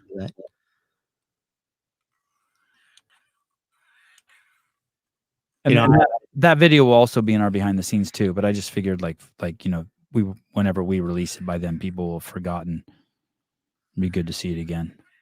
I think it'll be good. It's funny as those things typically go. When I got over to the other side to get to the athletes at that first event. Oh, does Will have your footage? Yeah. Oh, okay. Yeah. He took everything that I had and meshed it into that hard drive. Sorry, what were you saying? So as you went around to the other side? Yeah, as we got around to the other side to where the athletes were warming up and we could finally like access them, Lazar was the first person that came up to me. Oh, that's the first athlete. Yeah. He walked right over. Pedro and I were standing right there, and he kind of gave the head nod. I gave the head nod back. I turned the camera on. He walks over. He gives me a fist bump. He gives Pedro a fist bump.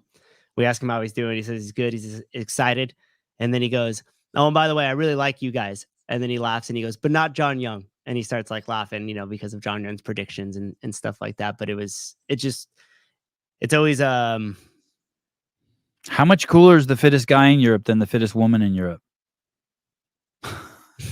I mean, they're not even on the same fucking level in terms of coolness. No.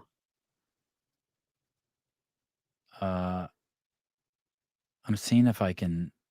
wonder why I can't load this.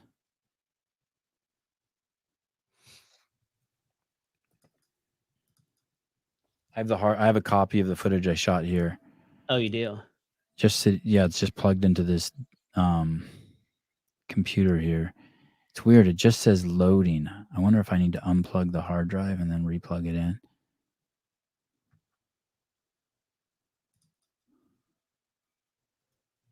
I have that call in 5 minutes, just FYI. All right. Thank you, everyone. Today is Friday. I'll be trying to do a Cross the Games update show. I got to reach out to John Young. I haven't even scheduled that yet. I just got a text from James.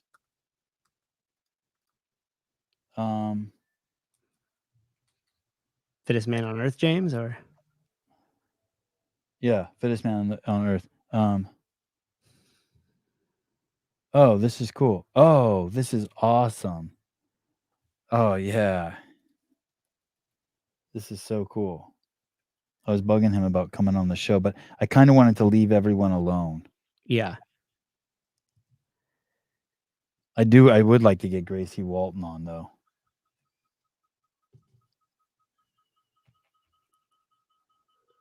Oh, Pedro made a video with Ricky Garrard that's out. Hold on, let me see this real quick. Oh, you gotta go. You want to go? Sorry. Yeah, I'm gonna run over there. Okay. Maybe there'll actually be some people. Sometimes I just talk to myself on that call. Oh, what is it? Where do people go? It's for affiliates? Yeah, it's at the affiliate forum, school.com. They go in there and sign up. I do a call every Friday, typically. A couple Fridays ago, I actually gave out my whole entire firefighter program for free. Oh, shit. All I right. actually explained the whole entire thing from start to finish. And then if people wanted, they just had to comment down there and I would send them directly the proposal, which is probably stupid on my part because it's probably worth a lot of fucking money. But what are you going to do? Yeah, it's good. Hey, when you give it to people, you should just request that they also give you feedback on it if they implement it. That is what I do. I ask them because there's a certain amount of data that goes with it. So I ask them, hey, if you do this, it'd be great to have the data. Sprager has been on a lot of pods. Does that hurt? No. Doesn't hurt me. Probably hurts. Probably. Listen, you can go on other people's podcasts and diminish your brand value all you want. I don't give a fuck. You come back over here, I'll polish you up. Swab your knob a little bit, polish you right up. All right. Okay. I'll see you later. All right. Bye, Susan. Bye, everyone. I'll see you tonight with John Young. I'll try to get J.R. Howell on here. Let's see. Don't forget Kill Taylor tomorrow morning. Tomorrow morning it's going to be at 6. I got to go to jiu-jitsu tournament in the morning, so it's 6 a.m. Pacific Standard Time tomorrow. Also 9 a.m. Eastern Time. I think Taylor wrote the workout yesterday. Is the prize money $1,000? Yeah, $1,000 this week. Yeah, $1,000. Crazy. Thank you to Uplift Wad last week for their help, and we'll talk to you guys soon.